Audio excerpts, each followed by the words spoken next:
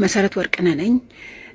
አንድ እውነት ድጋሚ ልነግራችሁ ፈልጋለሁ። እኛ አሁን ከተናገርነው ጥቂቷን የተናገርነው፣ ምክንያቱም በጣም ብዙ የተቃጠልንባቸው በጣም ብዙ ያዘንባቸው ነገሮች አሉ። በለቅሶ ላይ ማንንም እንዳታምኑ፣ ማንንም ማለት ነው። ባለፈው ደግሞ የነጻነት ወንድም ደግሞ ሚስቱን ስደግፍ ነበረ። እንግዲህ አሁን እንገምት ከተባለ ፕሪዲክሽን እንስራ ከተባለ በነጻነት ስም የተሰበሰበ ማለት $100,000 አሉ።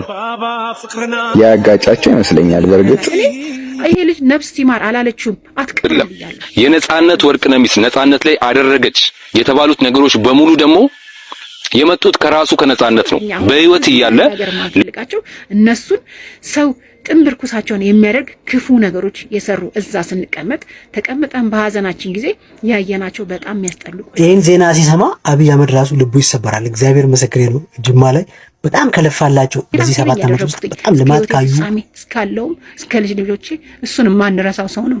ምክንያቱም ተከፍቶ አዝኖ የሞተ ሰው ነው። አንደኛውን የዓለም የቤት ውስጥ አትሌቲክስ ውድድር የምታዘጋጀው ፖላንድ ናት። አዲስ አበባ ያለው ፖላንድ ኤምባሲ ደግሞ የተለያዩ የኢትዮጵያ አትሌቶችን አሰልጣኞችን ቪዛ አልመታላችሁም ከፈለጋችሁ ቅሩ ብሏቸዋል። ሰላም ውድ ሀገሬ ልጆች እንዴት ናችሁ? ዛሬም እንደተለመደው ከሶሻል ሚዲያ አነጋጋሪና ወቅታዊ የሆኑ ቪዲዮችን ይዤላችሁ ቀርብ ያለው። ለቻናል አዲስ ከሆናችሁ ላይክ፣ ሰብስክራይብ በማድረግ የኔ ፋሚሊ ተቀላቀሉ። ሐሳብ አስተያየቶቻችሁን በጨዋ ደንብ ኮሜንት ሴክሽን ላይ ጻፉልኝ። ወደ ቪዲዮ። ሰላም እንዴት ናችሁ? መሰረት ወርቅነህ ነኝ። አንድ እውነት ድጋሚ ልነግራችሁ ፈልጋለሁ። እኛ አሁን ከተናገርነው ጥቂቷን የተናገርነው፣ ምክንያቱም በጣም ብዙ የተቃጠልንባቸው በጣም ብዙ ያዘንባቸው ነገሮች አሉ። በለቅሶ ላይ ብዙ ነገሮች አልፈናል፣ ብዙ ችለናል፣ ብዙ አድርገናል። እኛ ያሳደገችን እናታችን ምግብ አብልታ ነው የምትገርፈን። እኛ ስንቀጣ መጀመሪያ ነገሮች ተስተካክሉልን ነው የምንደረገው። እኛ ጨዋን ያሳደገን በክብር ነው ያደግነው። ድሃ ብንሆንም በድህነት ብናድግም እግዚአብሔር ይመስገን የማንንም እጅ ሳንፈልግ ማንም ሳናስለቅስ በህይወት ዘመናችን እዚህ ደርሰናል። እና እውነት ለምንድን ነው የመረራችሁ? እውነት ነው። እኔ አሁን እንድትረዳ ፈልጌያለሁ። ምክንያቱም ወጥቼም አዝናለሽ ብያለሁ። በዛ ለቅሶ ላይ በነበርን ሰዓት እኮ ስልኳን ዘግታ በእናቷ በኩል ስልክ ሲደወል እኮ ማናገር እኛን እንኳን ማፈር አቅቷት ነበረ ይቺ ልጅ ማለት ነው። ይሁንላት። ምክንያቱም ሀዘን በግድ ዘኝ ማለት አይቻልም። እንደው ምክንያት እየፈለገች እኛን ሁላ ማስለቀስ ነበረባት። እኛ እየተደበቅን እዛ የሰራተኛ ክፍል ስናለቅስ፣ እሷ ግን በቃ ሌላ ታሪክ ላይ ነበረች። በጣም ሌላ ታሪክ፣ ብዙ ታሪኮች ነበሩ። ግን እኛ አሁንም ቢሆን ወንድማችንን ያጣ ነው። እሱ ደግሞ ያግዛ። እሱ ለገንዘብ ግድ የላቸውም ነበረ። እኛ እውነት በገንዘብ ነው የታጠቀው። ይኸው መስቀላችን፣ ክርስቲያኖች ነን፣ ደም የፈሰሰበት መስቀል ነው። ይኸው በጌታ በኢየሱስ ክርስቶስ ስም እንምላለን። አንድ ገንዘብ፣ አንዲት ብር፣ ሌላው ቀርቶ 30ና 40 ሲደገስ ለገንዘብ እንስጥሽ ወይ ሲሉኝ ነው እኔ አልፈልግም። እኔ በራሴ እስከ ህይወት ፍጻሜ እስካለው ድረስ ለወንድሜ አላንስም። ባጣ ቆሎ እሰጥለታለሁ፣ አልፈልግም እኔ ያልኩትኝ። እሷ ግን ሁሉን ነገር ከኮሚቴው ትጠብቅ ነበረ። ብዙ ነገር ራሱ ከሄደ በኋላ ውስጥ እዛ ብር ከተሰበሰበ በኋላ ራሱ እዛ እስቲ ልካ እንኳን ለዚህ ልጅ ነፍስ ይማር አላስባለችለትም። ሁሉን ነገር ከኮሚቴ ይጠብቁ ነበረ፣ ያደርጉ ነበረ። እነሱ ገንዘብና ገንዘብ ብቻ ነው ፍላጎታቸው የነበረው። ለዚህ ነው ኮሚቴውን ይዘው የነበረው። ኮሚቴዎቹ ደግሞ እንግዲህ አላቅም ምን እንደሆነ ችግሩ ብቻ አላቅም። እነሱ በሙሉ ይሄ በህይወት ተከፍቷል። ከዛ በኋላ ደግሞ እኛ በህይወት ያለን ሰዎች ነን፣ ነፍስ ያለን ሰዎች ነበር። እዛ ጋር ነገሮች ሁሉ ሲደባበሱ ነበር። ለምን ይሆናል? ለምን ይደረጋል? እኔ ይሄ ልጅ ነፍስ ይማር አላለችውም፣ አትቀብርም ብያለሁ። አትቀብሪያትም እዚህ ብዬ በስንት መከራ ነው እሺ ብዬ ለስለስ ብዬ። ምክንያቱም ሌላ ሰው ቢሆን ኖሮ እነዚህን ሰዎች ደብድቦ ነው ከዛ የሚያስወጣቸው የነበረው። እኛ ግን ጨዋን ያሳደገን ግን ከአቅም በላይ እኛ አሁን ብዙ መናገር ማንፈልጋቸው እነሱን ሰው ጥንብር ኩሳቸውን የሚያደርግ ክፉ ነገሮች የሰሩ እዛ ስንቀመጥ ተቀምጠን በሐዘናችን ጊዜ ያየናቸው በጣም የሚያስጠሉ ቆሻሻ ነገሮች አሉ። ድመት እንኳን ሰው ሞቶበት ድመት እንኳን የድመቴ ብትሞትብኝ በጣም ነው ማዝነው። የሰው ልጅ ነው የሞተው፣ ደግ ልጅ። እኔ እንደው ቢቸግረኝ ማለት ነው ሌሎች ጓደኞችን እንዴት ነው ነፂ፣ መቼም የቤቱ ነገር አላቅም፣ ይሄ ሰው መጥፎ ነው እንዴ? ለነዚህ ሰዎች ምንድነው የሆነው ብዬ እነሱ እያለቀሱ ነው የመለሱልኝ። አረሱ ሰው እኮ አይናገርም ብለው ነው ያሉትና በጣም የሚያሳዝን ታሪክ ነው። እናንተ ግን እኛ ማንም የዓለም ሕዝብ ፊቱን ቢያዞርብኝ እኔ ወንድሜን እንደገደልኩት ነው የሚሰማኝ። ምክንያቱም እዛ ጋር ጥሩ ናት ብያለሁ፣ ግን ጥሩ ናት ያልኩት ለሷ ነው። ታውቃለች ጥሩ እንዳልሆነች። እኔ አመሰግናለሁ እንኳን ፊቴ ማየት ራሱ አልቻለችም። እናውቃለን እንዴት አይነት ህይወት እያሳለፈ እንደነበረ ይሄ ልጅ መተኛቱ። እኔ ብዙ ቪዲዮዎች አሉኝ ነይ ተብዬ እዛ በየቦታው ተኝቶ ጸጉሩን ሲቆረጥ እንኳን ለዛች ደቂቃ እንኳን እንቅልፍ ተኝቶ ሰውየው እንዳይሞትብኝ ነይ ብሎ ብዙ ፎቶዎች አሉኝ። ስቲም ቤት ሆኖ ተኝቶባቸው ሄጄ እስኪነሳ ጠብቄ ይሄ ልጅ ያወጣሁት ብዙ መከራ ብዙ ሀዘን ነው ያሳለፍ ነው። ይሄ ልጅ ግን እግዚአብሔር ፈረደለት። እግዚአብሔር ፈርዶለት እኔ ግን የወንድሞቼ ልጆች እንዲጠቀሙ ብዬ ይሄንን ብያለሁ። አዎ ብያለሁ። ሁለት ምላስ ማለት ምን ማለት ነው? እኔ መጥፎ ናት ክፉ ናት እንዴት እላለሁ? ወጥቼ አልልም። ግን አሁን በጣም ድራማ ሲበዛ በጣም ያስጠላል፣ በጣም ያስከፋል። ይሄ ልጅ እኮ የሞተው አዝኖ ነው፣ ተከፍቶት ነው። እኛም አልተረዳውም። ምክንያቱም ከመጀመሪያ ጀምሮ እኛን ለማለያየት ፈልገው ነበር። ሲታመም ነው የቀረብነው፣ እኛም ሲታመም ነው ሲያዝን ነው የቀረብነው። ይሄ ልጅን ተጫውተውበታል። እኛ ጋር ከቀረበ በኋላ እኮ መኪና እንዲገዛ አድርገነዋል። ይሄ ልጅ ብዙ ነገሮችን ቀዳዳዎችን እየሸፈነ ህይወትን ለማሸነፍ ፈልጎ ነበረ፣ ጓጉቶ ነበረ። ግን አሁን በሞቱ ላይ ሲሳለቁበት በጣም ነው የሚያሳዝነው። እንዴት ይሄንን ማስተዋል አቃታችሁ? ትልቅ ሚዲያዎች እንዴት ይሄንን ልጅ በሚዲያ ላይ የነበረ ፊቱን ከሰል እየመሰለ የኛን መከራ ሀዘንን ለቅሶን እንዴት ልትረዱ አላሰባችሁም? ይህ ልጅ ሚዲያ ላይ እኮ ፊቱ እሳት ከሰል እየመሰለ የነበረውን ምን የሚያስደብቅ ነገር አለ? ይሄ ልጅ ሰላም እንደሌለው ያስታውቅ ነበረ። ከኛ ጋር የነበረውን ጊዜያቶች ጥሩ ነበሩ። ይሄ ልጅን እንዴት ነው ልትረዱት ያልፈለጋችሁት? እኛ እኮ እሱ ነው ተጎድቷል። አሁን እነዚህ ሰዎች ይበቃቸዋል። ይህን ያህል ካገኘች በቂ ነው። ከዚህ በኋላ ገንዘብ አይሰብሰብበት ነው ያልነው። በቃ ያልነው። ምክንያቱም በዙሪያው ያሉ ሰዎች ስናያቸው አስመሳይና ውሸታሞች ናቸው እና ይሄን ልጅ እንደገና ከሞቱም በኋላ በስሙ ሊጠቀሙበት ስለፈለጉ ነው። ስራውን ሊወርሱ ስለፈለጉ ነው። ነገሮችን ሁሉ ከስር እየተቀበሉ እኛን አለያይተው እኛን ዞር በሉ ብለው እሷን ይዘው ውክልና ይዘው እኛን ለማዋረድ እኛን ለማድረግ እየፈለጉ ነው። ማንም ወንድ ቢሆን ማንም ይሄ እኮ ደማችን እኮ ነው፣ ስጋችን እኮ ነው። ይሄ ልጅ ከፍቶት እኮ ነው ይሄ ነው ብሎ ከልቡ ሳይናገር የሞተ ልጅ እኮ ነው። እና ይሄ ማለት ምንድነው? ሰውን አላስተኛ ማለት። ይሄ ልጅ እኮ አሁን የቀኒኒን አባት አለ። ይሄ ልጅ እኮ ዱላ አላረፈበት እንጂ ነፍሱን ስጋውን ሁሉ ሲቦጫጭቁት የነበሩ ሰዎች ናቸው። ላቡን እንዲያርጎ የሰራውን ሲወስዱ ነበረ። ችግር የለውም። እሱ ግን ሰላም ሲሰጡት አልነበረም። ታሞ እንኳን እግዚአብሔር ይግደል ያላለችው ሴት እየሆነች እኮ። እና ምንድነው የምትሉት? እኛ እናንተ እንድትፈርዱን አይደለም። ነፍሴ እኔ እንድታርፍ ስለመፈልግ ነው። ነፍሴ ያችን ነገር ስላልኩ እግዚአብሔር እኮ ይልጅ አጋልጦለት ነበረ። በጌታ በኢየሱስ ክርስቶስ ደሙ በፈሰሰበት ቃል ገባለሁ። አንዳችንም አንድ ብር አልጠየቅንም፣ አንድ ብርም አንጠይቅም እኛ። ምክንያቱም ወንድማችን ነው። አዝነናል። በጣም ነው ያዘንነው። ይሄንን ደግሞ እግዚአብሔር ነው የሚያውቀው። ይሄ ልጅ ነፍሱ ታርፋለች። እኛውም በቃ ቆምንለት። ምክንያቱም ፍቅር እስከ መቃብር ድረስ ነው። ገባ? ከሞትም በኋላ ፍቅር አለ። እኛ ጋር ፍቅሩ ቀርቷል እንጂ እኛ ባጥንቱ በስጋው አንነግድም። የደም ገንዘብ ነው። እኔ አንድ ብር አልፈልግም። እኔ 30 ይደገስ ሲሉ ነው። እኔ ራሴ በህይወቴ እኔ ራሴ ነኝ ያደረኩትኝ እስከ ህይወቴ ፍጻሜ እስካለውም እስከ ልጆቼ እሱን ማንረሳው ሰው ነው። ምክንያቱም ተከፍቶ አዝኖ የሞተ ሰው ነው እና አመሰግናለሁ ጥሩ ስላደረጋችሁ። እዛም እየወጣችሁ ደግሞ እኛን የወቀሳችሁ እግዚአብሔር አምላክ ልቦና ይስጣችሁ። እግዚአብሔር ለኛ ፍርዱን ይስጥ። አሁንም ገና ፍርድ እንጠብቃለን። ብዙ ሰዎች ሲያወሩ እንደሰማሁት ከሆነ የጥቅም ጉዳይ አጋጭቷቸዋል እያሉ ነበረ። ግን እቱ እንደተናገረችው እኛ አንድ ብርም ከማንም አልጠየቅንም። ግን በወንድማችን ስም የሚሰበሰበው ነገር ይቆም፣ ይበቃል፣ በሰላም ይረፍበት ነው እያለች ያለችው። ይህንን ነገር ግን እስካሁን ድረስ እነሱ ምንም አላሉም። ተቀራርባችሁ እንደ ቤተሰብ ተነጋግራችሁ ብትፈቱት ጥሩ ነው ብዬ አስባለሁ። እርስ በርስ እዛው ተነጋግራችሁ በቃ ድንበራችሁን አስጠብቃችሁ ተከባብራችሁ የምትኖሩበትን ነገር ብታስጠብቁ ጥሩ ነው ብዬ አስባለሁ። ማንንም እንዳታምኑ፣ ማንንም ማለት ነው። ያ ደግሞ ህዝቡን አላልኩም፣ ተመልካቹን አላልኩም። በዙሪያችሁ በአካባቢያችሁ ያለውን በዚህ በሙያ ውስጥ ያለውን ነገር እኛ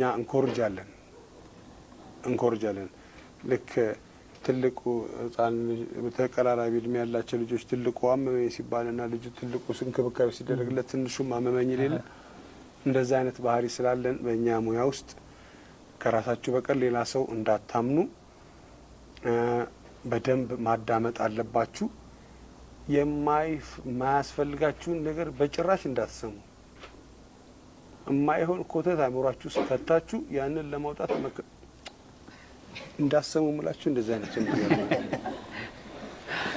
እና ኮተት ይሞላና አእምሯችሁ ውስጥ ከዛ በኋላ ትክክለኛው ነገር ሲመጣ ለማስገባት ትቸገራላችሁ መስማት የማትፈልጉትን ወይም ደግሞ እንደገና ደግሞ በጣም የምታከብሩት ወይም ደግሞ በጣም የምትወዱት ሰው ብዙ ነገር ሲያደርግ ልታዩት ትችላላችሁ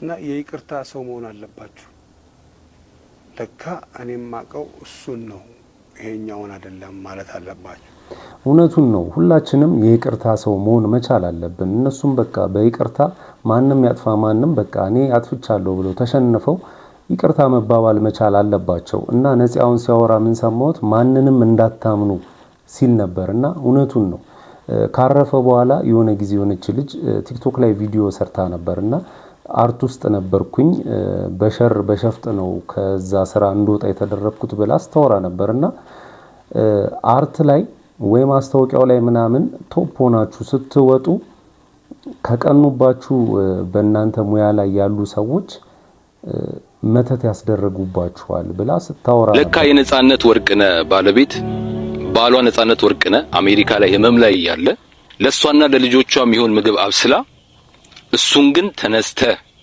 ራስ መትበላውን ራስ አብስለ ብላ ትለው ነበር ለካ የነጻነት ወርቅነህ ባለቤት አዲስ አበባ ላይ ከእናቷ ጋር ከሚኖርበት ቤት ከፈለክ ያለን ቁሳቁስ ይዘ ከዛ ቤት መውጣት ትችላለህ ብላ ስትናገረው ነበር ለካ የነጻነት ወርቅነህ ባለቤት ነጻነት ወርቅነህ በመም ምክንያት ወደ ህንድ ሲጓዝ እሷ ቤት ነበረች ከነሱ ጋር ነገር ግን መሄድ ስላልፈለገች የሄዱት የሱ ወንድምና እህቱ ነበሩ ከዚህ ጋር በተገናኘ የነጻነት ወርቅነህ ቤተሰብ ወጥተው የተናገሩትን ነገር እየሰማችሁ የነጻነት ወርቅነህ ነፍስ ይረፍበት ዝም ብትሉ ነው የሚሻለው ምናምን እያላችሁ የምትናገሩ ሰዎች እመኑኝ በነጻነት ሞት ከነሱ በላይ እናንተ አልተጎዳችሁ ሲቀጥል የነጻነት ወርቅነህ ነፍስ የምታርፈው እሱ በህይወት እያለ ሲደርስበት የነበረው መከራና እንግልት አሁን ከሞተ በኋላ እውነቱ ሲወጣ እንጂ ሲደፋፈን አይደለም የነጻነት ወርቅነህ ሚስት ነጻነት ላይ አደረገች የተባሉት ነገሮች በሙሉ ደግሞ የመጡት ከራሱ ከነጻነት ነው በህይወት እያለ ለወንድም ለእህቶቹ ከተናገረው ላይ ወስደው ነው የተናገሩት ስለዚህ የነጻነት ነፍስ የምታርፈው ሰላሟን የምታገኘው ልጁ በህይወት እያለ የተሰቃየው እውነት ከሞተ በኋላ ሳይደፋፈን ሲቀር ነው እንደዚህ ይፋ ሲወጣ ነው ስለዚህ ባካችሁ አትፍረዱ አይደለም እህት ወንድሞቹ ይቀርናኮ እኛ ባዳዎቹ በሚዲያ ምናቀው አዝነንለታል አይደለ አስቡት ደግሞ እንደ ቤተሰብ እነሱ ምን ያህል እንደሚያዝኑ ምንም ብናዝንለት ምንም በሱሞት እኛ ቢሰማን እመኑኝ ከነሱ በላይ ከእህት ወንድሞቹ በላይ ሊሰማን አይችልም ስለዚህ የነጻነት ወርቅነህ ቤተሰብ እየወጣችሁ የምታሸማቅቁ አካላት ይሄ ነገር በኔ ወንድም ላይ ቢደርስ ምንድነው የሚሰማኝ ብላችሁ ሁላችሁም ራሳችሁን ልትጠይቁ ይገባል የወንድማችንን የነጻነት ወርቅነህ ነፍስ ፈጣሪ ይማር ለቤተሰቦቹ መጽናናትን እመኛለሁ እንዴት ይሆናል እዛ ባለቤት አለች አለ አይ ወንዴ ግዴለህ እንደዛ ነበር የነበረው እንደውም እሷ በጣም ልብ የሚሰብር አጥንት የሚሰብር ነገር ሁሉ ተናግራኝ ከፈለክ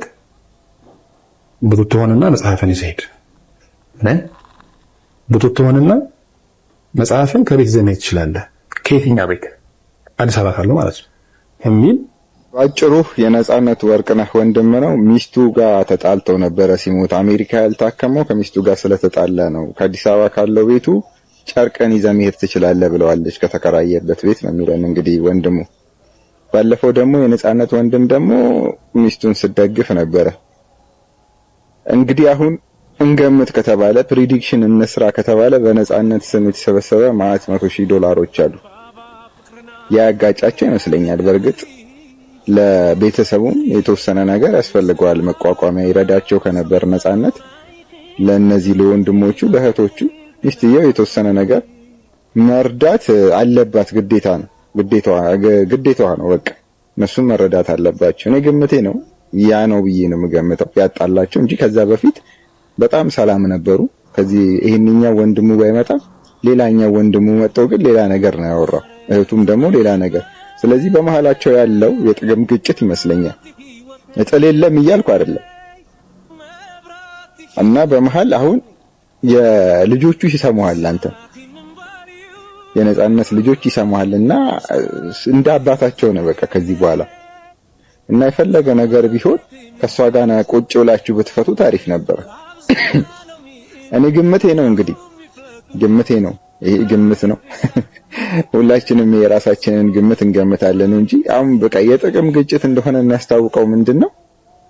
ከዛ በፊት ከሞተ በኋላ ሰላም ነበሩ፣ ሌላ ወሬ ነበር፣ የሰላም ወሬ ነበር ኢቢኤስ ላይ ቀርበው ሲያወሩ የነበረው።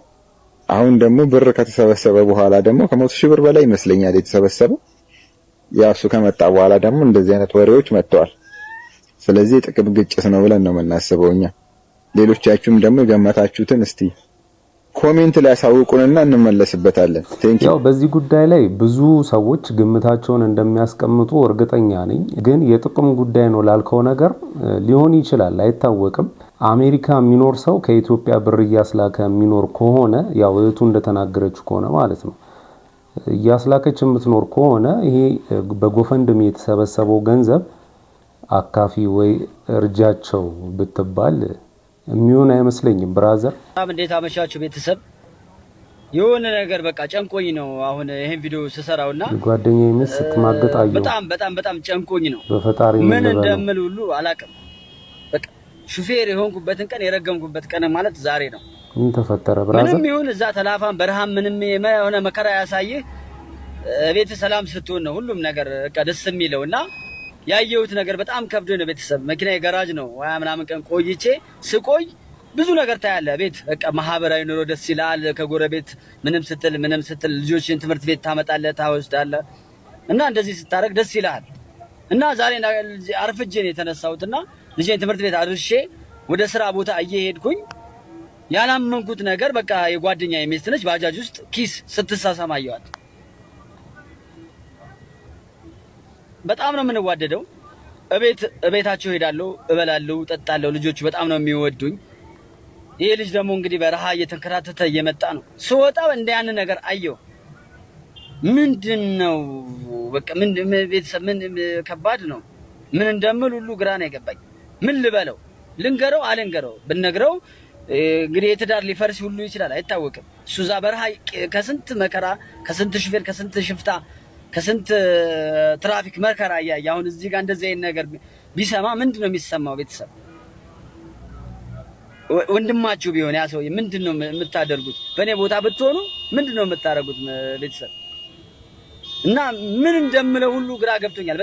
በጣም እግዚአብሔር በጣም ነው የጨነቀኝ እና ምን እንደምለው ሁሉ ግራ ገብቶኛል። ግን እስካሁን ድረስ ላይ ወይ ፈጣሪ አምላክ አንዳንዴ በቃ ነፃ ሁኜ መኖሬ በጣም ነው ደስተኛ የሚያደርገኝ። አንዳንዴ እንደዚህ ሳስበው ትሄድ ትሸርሙጥ ምንም ነገር ትበል፣ ግን እዛ በረሃ የተንከራተተ እየመጣ ግን ቤት ሰላም ይሆናል ብዬ አላስብም። እኔ ምን እንደማረግ ታውቃላችሁ? ልጅቷን በቪዲዮ ቅርጽና ለጓደኛዬ አሳየዋለሁ። ለምን ይሄ ሰው ለፍቶ ገንዘብ አምጥቶ እሷን እያኖራት ነው። እሷ ደግሞ ከሌላ ሰው ጋር እየተልከሰከሰች ነው። ምናልባትም ደግሞ ሌላ ነገር አድርጋ በሽታ ይዛበት ብትመጣስ? አይመስላችሁም ጋይስ? ባውን እንዴ ማዘር ምንድነው የገጠመው? ምን ሆኖ ነው? ምን ያልገጠመ እኔ ነኝ ገጠመኝ። ማንም አይገጠመው።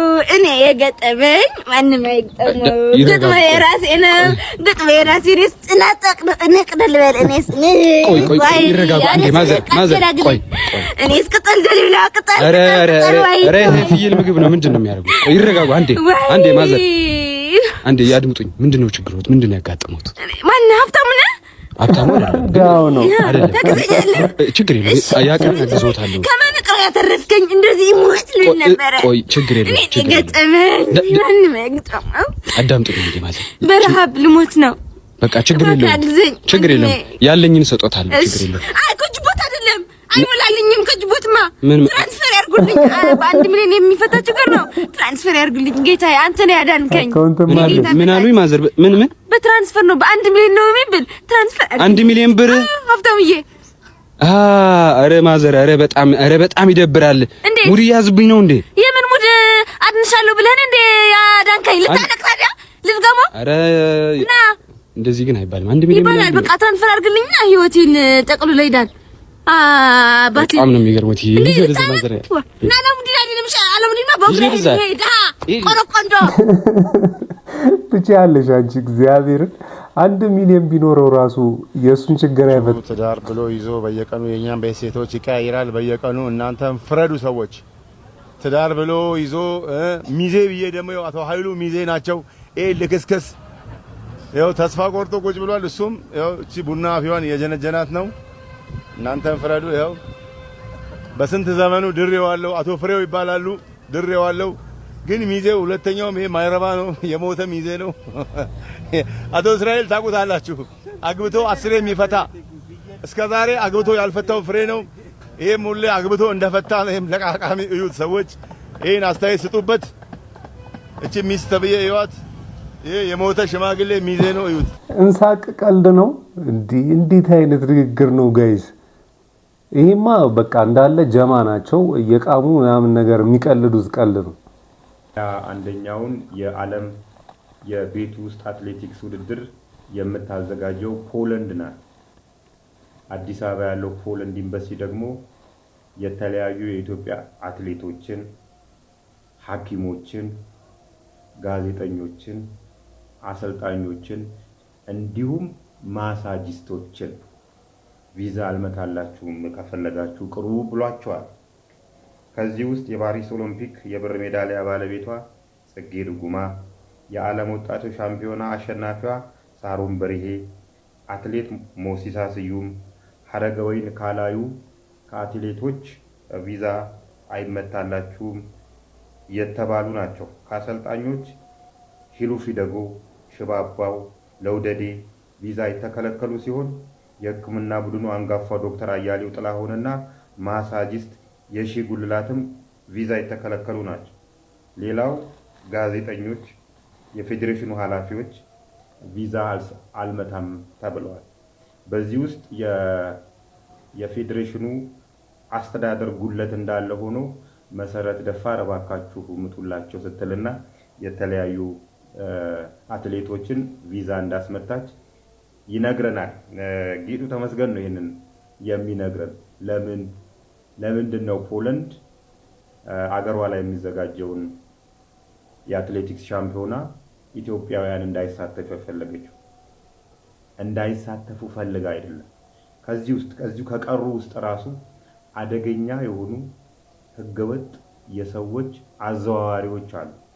ለመኑ የሚባሉ ሰዎች ጭምር ህገወጥ የሰዎች ዝውውር ውስጥ እየተሳተፉ ነው ያሉ። ከዚህ በፊት ቻይና ላይ እንደዚሁ የሚለምኑ ቻይና ኤምባሲ ሄደው የሚለምኑ ሰዎች ነበሩ። እነዚህ የሚለምኑ ሰዎች ከቻይናና ከተለያዩ ኤምባሲዎች ጋር ከፍተኛ ግንኙነት ያላቸውና ከፍተኛ የሰዎች ዝውውርን የሚያራምዱ የሚነግዱ ቀድሞ አትሌት የነበሩ አሁን ደግሞ በአትሌቲክ ፌዴሬሽን የተለያዩ ስልጣን ያላቸው ሰዎች የሰዎች ዝውውር ውስጥ ይሳተፋሉ። ይሄንን የተለያዩ ኤምባሲዎች እየነቁ ናቸው። ስለዚህ ፖለንድ ኤምባሲ ይሄን ስለነቃ ከልክሏቸዋል። ብዙዎቹ በእርግጥ እነ ጽጌ ድጉማ ያሉ አትሌቶች በህገወጥ የሰዎች ዝውውር ምክንያት እነሱም ሰለባ ሆኑ እንጂ እነሱ እንትን ለማለት አይደለም። ከዚህ በፊት አሜሪካ ላይም እንደዚሁ የአሜሪካ ኤምባሲ ቪዛ አልመታም ብሏል።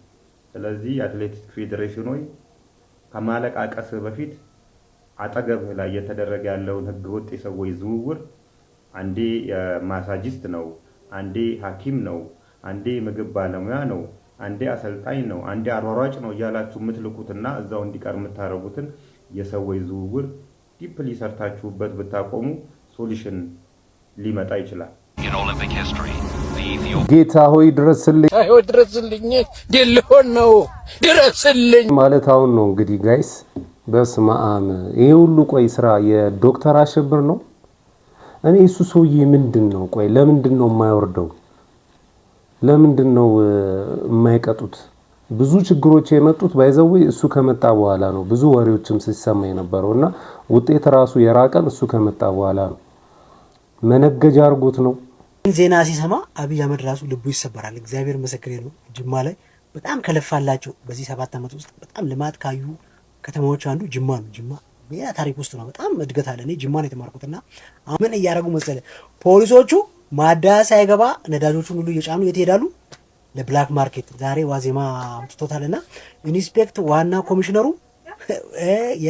የጅማ ከተማ ፖሊስ ዋና አዛዥ እስር ቤት ገብቷል። ዛሬ ያው ዋዜማ ዘግቦታልና ጅማ ላይ ያለ ሰው የነቃ ማህበረሰብ ነው፣ ንቁ ማህበረሰብ ነው። አውቃቸዋለሁ። የጅማ ሰዎች በጣም ንቁ ናቸውና እንዴት ነው ዝም ያላችሁት?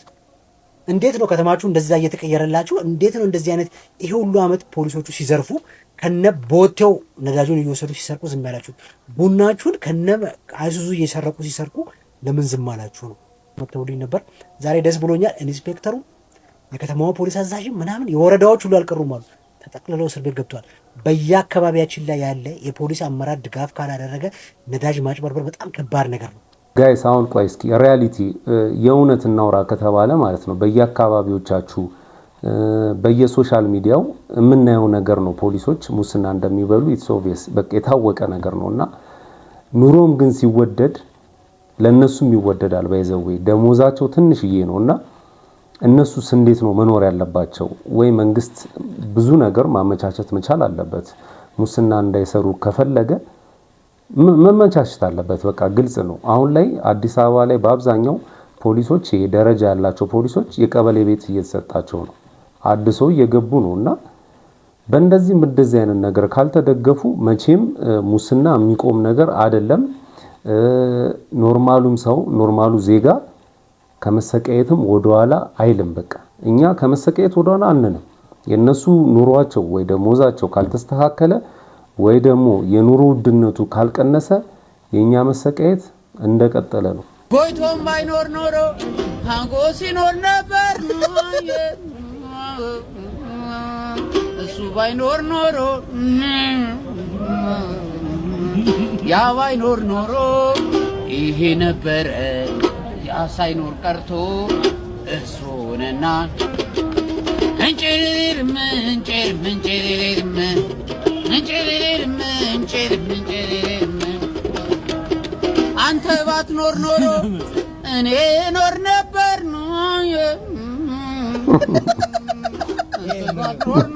ጃፓን እምነት የሌላት ሀገር ናት።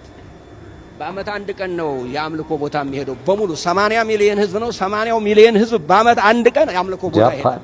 ግን ጦርነት የለም ጃፓን፣ ረሃብ የለም ጃፓን፣ የርስ በርስ መከፋፈል የለም ጃፓን። ጄኔቫ ሄጄ ነበር ባለፈው። 5-6 ቋንቋ አላቸው። በቋንቋ የሚጣላ ሰው የለም። በቋንቋ የሚጣላው ደንቆሮ ነው እንጂ ሰው በቋንቋ አይጣላም። ግን እኮ አባ በረከቱ ይደርብኝና ለእርሱ መልስ መስጠት ፈልጌ ሳይሆን ግን እኮ ጃፓን በአሁኑ ሰዓት ላይ በእድሜ ረዥሙን አመት የሚኖሩት የጃፓን ዜጎች ናቸው። ከ150 አመት በላይ በቴክኖሎጂ በሉት በምንም ጉዳይ ላይ ዓለምን እየመሩ ያሉት ጃፓኖች ናቸው። በዛ ላይ ደግሞ ስለ ቋንቋ ካወሩልን እኛ ጋር 85 አካባቢ 86 ቋንቋ አለ። ግን እኮ እናንተው ናችሁ እኮ እንደዚህ ያላችሁ አይደል? ቄስና የኦሮሞ ሸህ በኢትዮጵያ ምድር ላይ አይታወቅም፣ የለም። በታንቱ ሞቷል። የሞተ ዋሻው የኦሮሞ ቄስና የኦሮሞ ሸህ አይቻላቅም አሉ። ኦሮሞ ማለት አንድ ብሔር ነው። ኦሮምኛ ቋንቋ ነው። ዛት ሚንስ በቋንቋ የሚጣላ ሰው አይደለም ካሉ እኛም ሰው አይደለንም ወይ ደግሞ ኮት ይደረግልኝ። እኔ እርሶን የመንቀፍ አቅም የለኝም። ገባዎት አይደል? ብዙ ጊዜ እርሶ አንድ መድረክ ላይ የሚናገሩት ነገር ከአንደኛው መድረክ ጋር ክላሽ ሲያደርግቦት አያለሁ ብዙ ጊዜ። ግን ምንድነው መሰሉት እኔ እርሶን አውቄ አይደለም አሁንም ከእርሶ አውቄ አይደለም፣ ግን ብዙ ጊዜ የማየው ቪዲዮዎች እንዳለ ጸብ ቀስቃሽ ናቸው። አንዱን ብሔር ከአንዱ ብሔር የማበላያት ነገር አለ። ዋሻው ነው ዋሻው ብዙ ቪዲዮዎች እኔ ጋር አሉ። ግን ምዕመኑን እንዴት አስተምረን ነው እንደዚህ አድርገን ወደ ቤተክርስቲያን የምንመልሰው? እኛ በቀን የምንሄድ ሰዎች በሰላም ካልኖርን እኛ በቀን የምንሄድ ሰዎች ከረሃብ ካልወጣን እኛ በቀን ጸበል የምንጠመቅ ሰዎች ወደ እግዚአብሔር ካልቀረብን ጃፓኖች ልክ ናቸው ማለት ነው። በአመት አንዴ ብቻ አገልግሎት ያገለግላሉ፣ ስራቸውን ይሰራሉ። እነሱ ናቸው ልክ ማለት ነው። የኛ ቀን በቀን መሄድ ምንም ፋይዳ የለውም እግር ከማግማት እያሉ ነው ያሉት።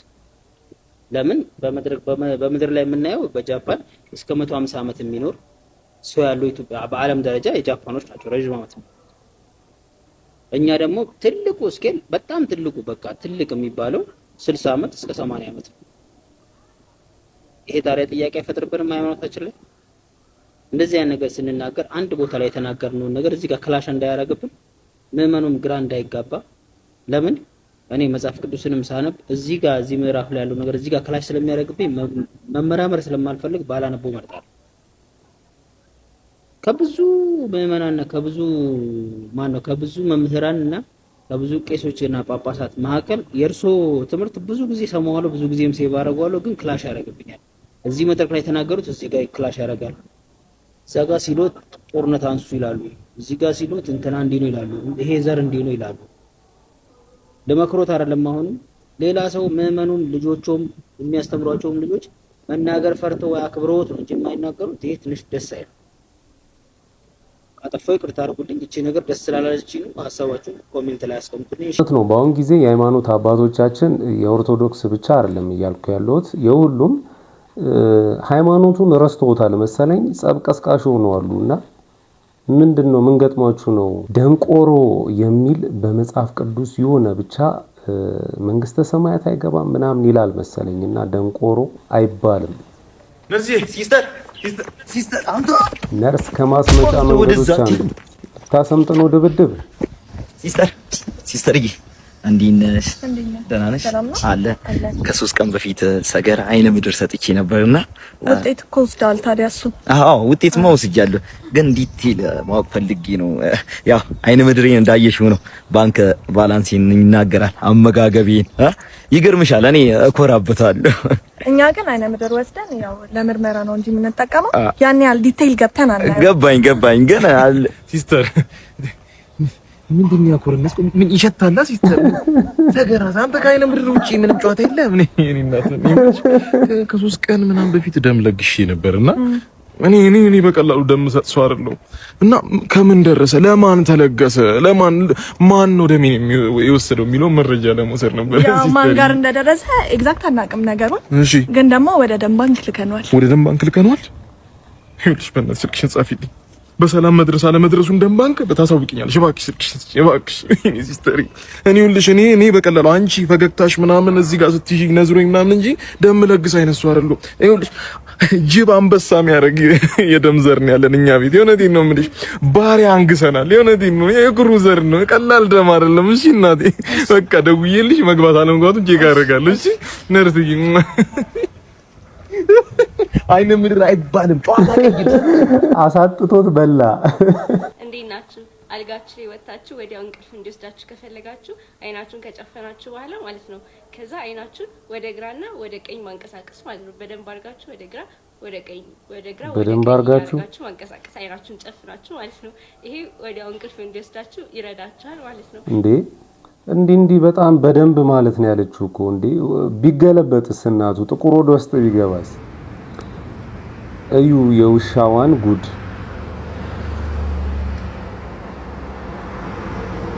ዘስማርተስት ዶግ ምንድነው? ምን አረገች? ዜብራ ጠብቃ ተሻገረች ወይስ ምንድነው? ተከትላ ተሻገር ነው። አብራጁ ልትሻገር ነው። አዎ እንዴት አወቅ? ፈርታ ተመልሳ ነው ሄደችና ፈርታ ተመለሰች። አሁን ተከትላ ልትሄድ መሰለኝ።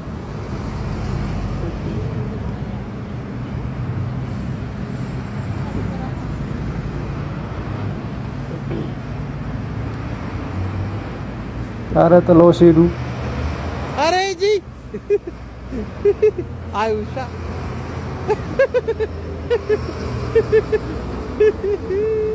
ዜብራ ላይ የሚገርም ነው እግዚአብሔርን።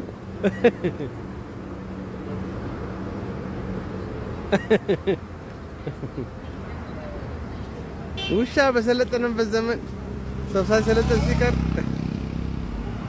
ይገርማል።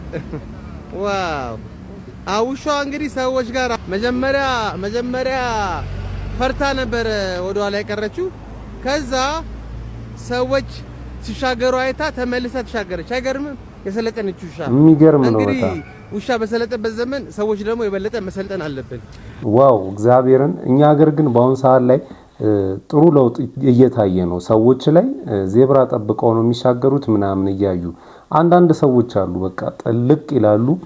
መኪናው መጣም አልመጣም የራሳቸው ጉዳይ ነው፣ በቃ ይቆማል ብለው ነው የሚሄዱትና አንዱ ያክለፈለፈው ጠርጎ ይዞ ይሄዳል። አባዬ አሜሪካ ኢራንን ማሸነፍ እንደማትችል በጣም ብዙ ጊዜ አሳይታናለች። ምክንያቱም እንዴት መሰላችሁ? ኢራናውያን ሲባሉ በጣም ችግር አለባቸው፣ ስትራቴጂክም ናቸው።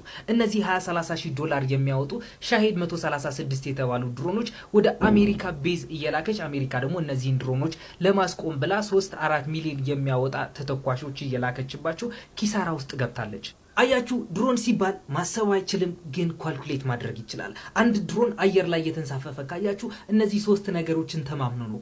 አንዱ ኮዱ ነው፣ ሁለተኛው ሴንሰሩ ነው፣ ሶስተኛው ደግሞ ኮኦርዲኔቶቹ ነው። ከነዚህ ሶስት ነገሮች አንዱን ብሬክ ብታደርጉ ኢረር ከሚባለው ነገር ታስተዋውቁታላችሁ ማለት ነው። እናም እንደ ፈረንጆቹ በ2009 ደግሞ አሜሪካ አርኪው 170 የተባለ እስከ 6 ሚሊዮን ዶላር የሚያወጣ ድሮን ይፋ ታደርጋለች። በዛን ሰዓት ይህ ድሮን ደግሞ የተጨበጨበለት ድሮን ነበረ። ነገር ግን ከ2 ዓመት በኋላ ይህ ድሮን በአይራን ገጸ ምድር ስካን እያደረገ ያለ የኒኩለር ቤዞች ስካን እያደረገ ያለ የት እንደገባ ሳይታወቅ ይጠፋል።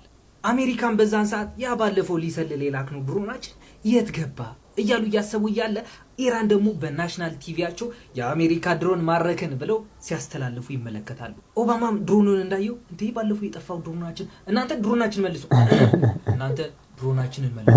እናም ኢራናውያን ችግር አለባችሁ አላልኳችሁም? ይህ ድሮን እንዴት እንደያዙት ነግራችኋለሁ። ነገር ግን ለኦባማ የሰጡት ምላሽ ግን ኢግኖር ነበረ። ከዛን ሰዓት ጀምሮ ነበረ ይህ ድሮን የሆድ ዕቃውን ተፈታቶ መጠናት የጀመረው። ግን ኢራን ምን አይነት ቴክኒክ ብትጠቀም ነው ይህ የአሜሪካ ድሮን ከሰማይ ድረስ ስባ በራሷ ግዛት በሰላም እንዲያርፍ ያደረገችው?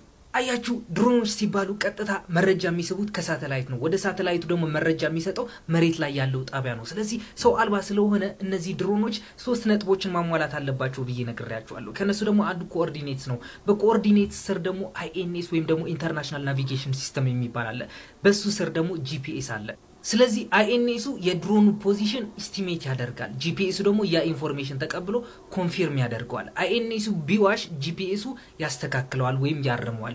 ጂፒኤሱ ቢዋሽ ግን አይኤንኤሱ ያምነዋል።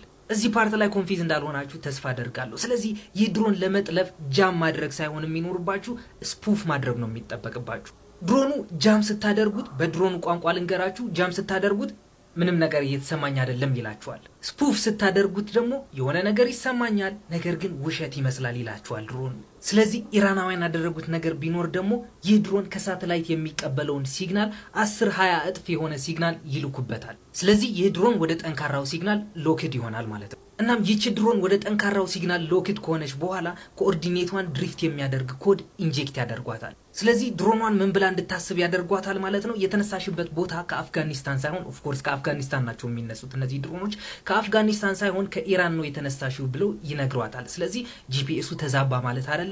ጂፒኤሱ ተዛባ ማለት ደግሞ አይኤንኤሱን አመነው ማለት አይደለ። ስለዚህ ይቺ ድሮን ወደ ፈለጉበት ቦታ በራሳቸው መሪ እየጠመዘዙ እንድታርፍ ያደርጓታል ማለት ነው። እናም አይራናውያን ይቺ አርኪው 170 የተባለችውን ድሮን በእጃቸው ውስጥ ከገባች በኋላ ሆድ ዕቃዋን ፈተው አጥንተው ሻሄድ 171 የተባለችውን ድሮን ይሰራሉ። ኢቭን ስማቸው ካያችሁት የተቀራረበ ነው። ያቺ አርኪው 170 ነበረች፣ ከሷ ቀጥላ የተሰራችው ደግሞ ሻሄድ 171 ሆነች። ነገር ግን ሻሄድ 171 በጣም ብዙ ወጪ የምታስወጣ ድሮን ነበረች። ሊትራሊ እስከ 4 ሚሊዮን ድረስ ታወጣ ነበረ። ስለዚህ ኢራናውያን በዛን ሰዓት የነበራቸው አማራጭ ቴክኒካቸው መቀየር ነበረ። ከ4 ሚሊዮን እየወረዱ 30 እና 40 ሺህ የምታስወጣቸውን ሻሄድ 136 የተባለችውን ድሮን ይሰራሉ። ትክክለኛ ሳይዟ ከሰው ጋር ስትነጻጸር ይችን ታክላለች። ኢራንም ይህ ሻሄድ 136 የተባለው ድሮን ወይም ደግሞ ሌላ አጠራር አለው ካሚካዚ ወይም አጥፍቶ ጠፊ የሚል ስምም አለው ለዓለም ያስተዋወቀችው በ2020 ነበረ። የሚጠቀመው ኢንጂን ደግሞ የስኩተር ኢንጂን ነው። 50 ሆርስ ፓወር አለው። ድምፁ ደግሞ በጣም ይረብሻል። አሜሪካ ደግሞ ዋዛ አይደለችም። የኢራንን ድሮኖች ማለት ደግሞ እነዛ ሻሄድ ብላ የሰራቻቸውን ድሮኖች ይዘው ማጥናት ጀመሩ። ሆድ ዕቃቸውን ሲፈቱት ደግሞ ሜዲን አሜሪካ ይላል። እንዳለ ቦርዱና ቺፑ ሜዲን አሜሪካ ነው የሚለው። አሜሪካን ከዛ በመነሳት ነበረ ሉካስ የተባለውን ድሮን ለመስራት የበቃችው። ሉካስ ማለት ሎው ኮስት አንክሩድ ኮምባት አታክ ሲስተም ማለት ነው። ይህ ድሮን ደግሞ በቀላሉ ስፑፍ መደረግ አይችልም። አንታይ ስፑፊንግ ጂፒኤስ አለው። አይኤንኤሱ ደግሞ በቀላሉ መታለል አይችልም ማለት ነው። ወሬን አንተ አውራት፣ እግዚአብሔርን ትችላለህ። በጣም አድናቂ ነኝ። ከመረጃ ጋር በጣም በቃ ደስ ከሚል አቀራረብ ጋር አቅርበልናል። ይመች። ለማንኛውም ማይ ፋሚሊ ለዛሬ ያስኩላችሁ ቪዲዮ ይሄንን ይመስል ነበር። እንደወደዳችሁት ምንም ጥርጥር የለኝም። እስካሁን ድረስ አይታችሁ ላይክ ያላደረጋችሁ ላይክ አድርጉ። ሌላ ጊዜ በተሻለ ቪዲዮ እስከምንገናኝ ድረስ ማጣት አያገኛችሁ፣ ማግኘት አይለፋችሁ። ሰላም ሁኑልኝ።